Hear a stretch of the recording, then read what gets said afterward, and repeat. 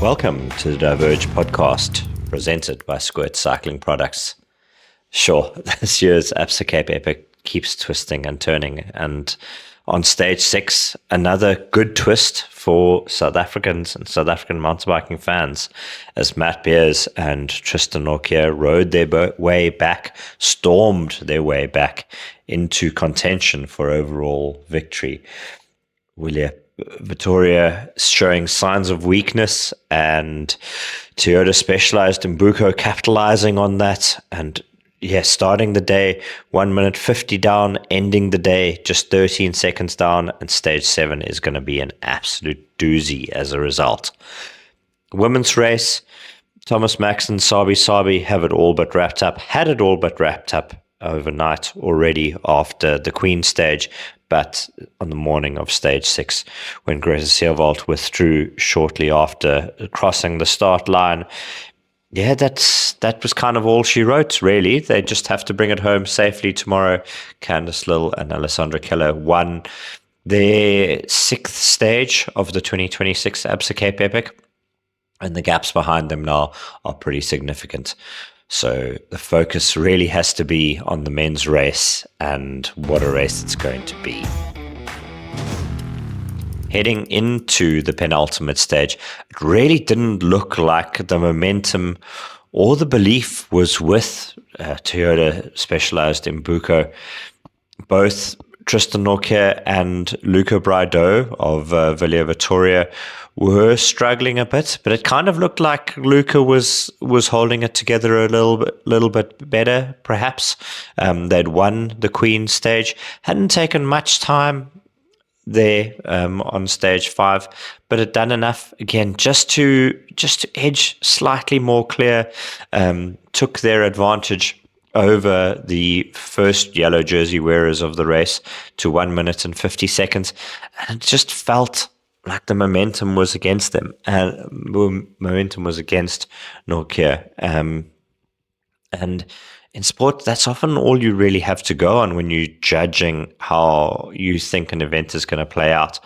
And honestly, I don't know how many bike races I have watched as a fan and covered in some kind of journalistic, I suppose, capacity. But yeah, that was an absolute turnaround. I think Matt Beers definitely deserves massive praise for his role in that, because he motivates Tristan massively. I think Tristan came into this year's Absa Cape Epic knowing that this was a massive opportunity, an opportunity to race with Matt on a global stage, to race over his level. I think he will admit that it would be over his level, but he has always been able to dig phenomenally deep, and to be able to dig deep to race against Matt Beers or to race with Matt Beers. And he's been over his limit so many times in this year's race, but he has never cracked, never given in, and it's been incredible to see. The willpower that he has shown is absolutely phenomenal, because looking physically at how he's been swinging at times, it would have been so easy for his head to drop and just to take a couple of soft pedals and let it go, and then the gap would have been 2.5 minutes, 3 minutes. Canyons, Luca Schwarzbauer and Sam Gaze might have thought they were in contention for a second place in the general classification if Tristan Nortje had have just given up there, which would have been the easy thing to do. But he didn't. He kept himself in it, kept Beers in it, and then when the opportunity arose, they were there to seize it, and seize it they absolutely did. At the start of the stage, he was struggling. Luca Braidot was struggling, but with stage hunters up the road in Buff, BH and Canyons, Luca Schwarzbauer and Sam Gaze went far up the road, but a little way up the road, there was that GC battle was sort of playing out between Wilier Vittoria and Toyota Specialized Imbuko. Still struggle with that. It's just 3 weird three weird words back to back. That just relies on too much focus for this stage of an 8-day bike race. And I think Matt, as you'll hear Matt explain, he saw that they were struggling more on the flats, or the Braidot was struggling more on the flats, and coming out of Boschendal with sort of under an hour to race, about 45 minutes left to race, 20 kilometers. He just put the hammer down, and Nortje jumped on his wheel, and suddenly they had a 5-meter gap, and then that gap just grew a little bit. Toyota Specialized Imbuko 2 were there, Marco Joubert and Travis Steadman. Joubert pulled some racing tactics, maybe you would say dirty tactics. Simone Avondetto was definitely not impressed with that. Apparently, he did push Marco on the trails once, which is quite understandable. You can imagine being the stronger rider in that partnership, seeing your partner struggle, seeing the lead being eaten away for the second year in a row, being so close, and then watching it start to slip like that. I mean, it's not said and done by any means at this point, but yeah, you can imagine why the frustrations were high. Joubert tried to get ahead in the single track, tried to slow them down a bit. It was very tactical at that point, but also we've seen before in this race that when Wilier Vittoria have wanted to get past, much like Canyons, Schwarzbauer and Gaze, they have just accelerated past. They've just passed people on single tracks. So their inability to get past Joubert kind of says a lot for where they were physically on the day. We were watching those time checks, but eventually when they came through the final aid station at the bottom of Scholz Berms, coming into Stellenbosch after the doctor descent, not far across town over the causeway at the Hangbrug, and then up that horrible heartbreak hill climb onto the Bergpad, the long way around up to the top of that Bergpad section. It really is a terrible climb when you're feeling bad. I've crawled up there many a time personally, and going up there, the crowds were cheering Beers and Nortje on. Beers gave Tristan Nortje at least 3 big pushes to help him back up to speed for the flat section of the Bergpad, so he could carry some speed into that. Avondetto and Braidot didn't do that. Definitely didn't get the cheers out of the South African fans either. And just slowly lost more seconds. There was massive celebrations by Wout Alleman and Martin Stosek when they crossed the finish line to win the stage, their second stage win of the race. And then just a handful of seconds later, just 18 seconds later, Toyota Specialized Imbuko's Matt Beers and Tristan Nortje crossed the finish line. The next team over the line was Canyons, Luca Schwarzbauer and Sam Gaze, 30 seconds down on the stage winners. Then the clock started ticking. We all thought Wilier Vittoria would be 4th on the day, but somehow Marco Joubert and Travis Steadman got back ahead of them. They crossed the line in 4th, 1:46 down.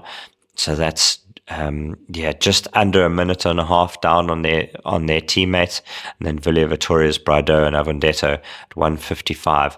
So they lost 1 minute and 37 seconds to the day's winners. To their nearest rivals in the general classification. We were sort of no one around me had the presence of mind, including Tristan's mom, had the presence of mind to get a stopwatch out on their phone and start timing. So everybody waited awkwardly around until the timekeepers made the announcement, and it was 13 seconds that Braidot and Avondetto hung on to yellow by. So going into the final stage, which is going to be a doozy, 58 kilometers, 2,150 meters of climbing at an average of 37 meters of climbing per kilometer, which compared to stage 6, which was 32 meters of climbing per kilometer, is massive. It's going to be a really tough last day, and then on top of that, to be raced that extremely, that intensely, it's going to draw a lot of crowd, and the whole Toyota Specialized Imbuko team is going to be going out there to try to get back those 13 seconds. All 6 of them, whether Wilier Vittoria can drum up some support in the peloton, remains to be seen. They of course have a support team, the Wilier Orgone team, Yuri Zanotti in there, their factory teammate for the cross-country series. Zanotti does have friends in South Africa, riders that he spends a lot of time with, that maybe aren't the closest friends to the Imbuko boys. So perhaps there will be some alliances made, or some Italian alliances with the KTM teams, or European alliances with Climatize or Bayer. You never know. It's a funny old sport, and it's a funny old race. And I think tomorrow, having predicted so many things and got every single prediction wrong, I just have no idea how it's going to unfold.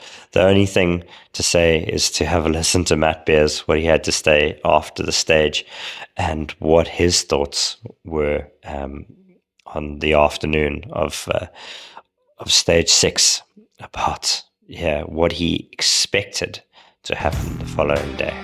I mean, Tristan wasn't feeling great, so we just kind of had to manage him and get him warmed up a little bit, get the diesel going, and just put the hammer down at the end, which worked. You see that they were in trouble as well. I mean, Braidot was kind of swinging the whole day, and kind of went through emotions, and then it was just a matter of if Tristan, I knew he would find his legs later in the day. And we just took opportunity of that. On the flats, I just hammered it, because I could see that that's where we were actually making quite a bit of time. So just had to play it where we could. 13 seconds in it now, it's going to be a huge day tomorrow. Yeah, exactly. We know a lot of tomorrow, and it's a bloody hard stage. I think it'll suit us.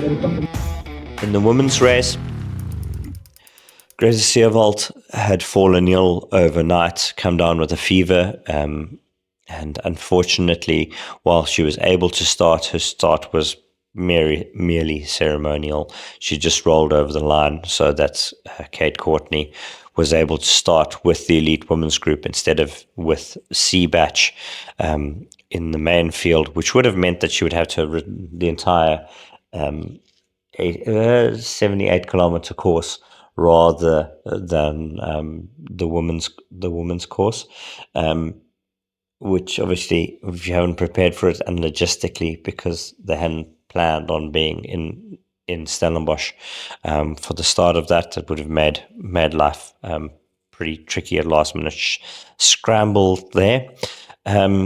So with their main rivals out of contention, Thömus Maxon Sabi Sabi's overall lead going into the stage suddenly jumped up to over 45 minutes, with Chemchamp Honeycomb being their closest rivals, Hayley, Preen and Hayley Smith. Lill and Keller, maybe you kind of could see that they were taking it a little bit easier, definitely not as motivated anymore, given the lack of their key rivals, especially after Rosa van Doorn's crash as well. Just circumstance unfortunately robbing the race of two of the best teams and two key protagonists in the race. The racing was still pretty close for the minor positions, though, and Simtech.net's Margot Moschetti and Claudia Pirelli had their best day of the race. They passed Preen and Smith on the trails, took second on the day behind the dominant force of Candice, Lill and Alessandra Keller. So they'll be hoping to move up in the general classification tomorrow as well. They gained a little bit of time there. They had been as high as third earlier in the week, the Simtech team. So they're hoping one last good day out on the trails. Cannondale ISP Sports, Massey ISP Sports, Monica Calderon and Tessa Corticas had a good day as well. Their best day of the race. They might have finished fourth, 15 minutes down, but still a better effort. Actually, that can't be right. My 15 minutes there is definitely an incorrect allocation of times there. I think there were 5 minutes down. So they'll be hoping to be in the mix on the final stage as well for a stage victory. I think Moschetti and Peretti, as well as Calderon and Corticas, probably the most likely riders to have a little bit left in the tank to push on and challenge the dominant Thömus Maxon Sabi Sabi team on the day. Torpado FSA Kenda's Karina Sosna-Pinele and Giorgio Marquette were fifth on the stage, and they still hold third place overall. Not massively close for those minor positions, but there's a potential for last day drama there as well. Thömus Maxon Sabi Sabi's Candice, Lill and Alessandra Keller go into the last stage with a 48 minutes and 26 second lead over the Hayleys, Chemchamp Honeycombs, Hayley Preen and Hayley Smith. So that looks all but wrapped up. They just have to bring it home safely. Torpado FSA Kenda's Sosna-Pinele and Marquette are at 1 hour and 39 seconds. So 12 minutes back from second place, probably a bit too far. Simtech.net's Moschetti and Peretti are at 1:07:48. So that is just over 7 minutes and 10 seconds off a podium place. Is that possible? On stage 6, they were 4 minutes better. Harder final day, more fatigue in the legs. You feel it's probably be close, but not that close. And then Massey ISP Sport in 5th, Calderon and Corticas at 1 hour and 20. So 13 minutes off 4th place. Also probably not really capable of moving up a position. And they also are 12 minutes ahead of Samantha Sanders and Bianca Hall in 6th place of Sony Efficient Infinity. And Bianca looks tired, as she did at the end of last year. So it looks unlikely that the Absa African jersey wearers are going to be able to move up in the women's race. Fortress Toyota's Isla Stowe and Cherise Willett are second in the Absa African jersey competition. And after Kelsey van Schoor's teammate, Andre Greef, pulled out yesterday, the Graaf Fruit, the Grendel team of Chloe Bishop and Nicolette Griffin are third in the Absa African women's jersey competition. Men's Absa African competition, Matt Beers and Tristan Nortje are second. They could finish with both jerseys, which would be absolutely incredible. Mark Hubert and Travis Stedman had a solid end to the race. They're up to 6th.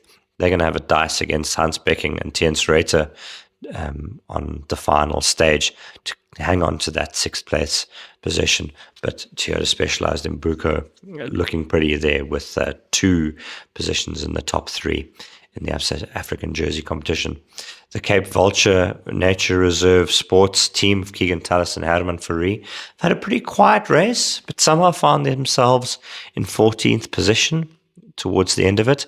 And they could also be challenging for a top 10 place and looking to gain a few more positions on the last day. Candice, talk us through the emotions this morning when you realized that Greta was ill and wasn't going to go beyond the start line of the started, so that tested race. You've obviously enjoyed the battle out there as well, and I know this victory has been something that you've been working towards for a long time, but it also means a lot to achieve a result against quality field. Yeah, no, exactly. I mean, for us, it's actually, we had great racing the whole week with She-Sense as well as with Vera and Rosa. I mean, it was us three on the podium early on, and unfortunately both of those teams crashed out, got sick. I mean, it's horrible. Like, we know that everybody works so hard and puts a lot into this and into coming here with the goal of winning. And for us personally, like, we don't want to win because other people pulled out, you know, like every racer wants to win in a tough event and against tough competitors. So yeah, I really hope that everybody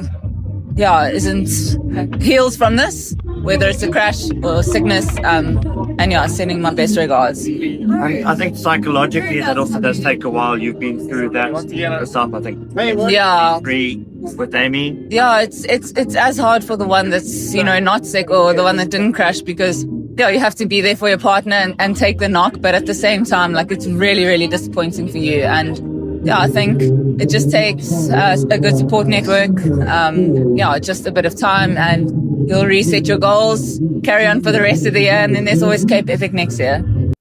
And looking forward to tomorrow now, last day out on the trails of Stellenbosch. Going to be fun as well, but I'm sure there must be a little bit of butterflies as well. Yeah.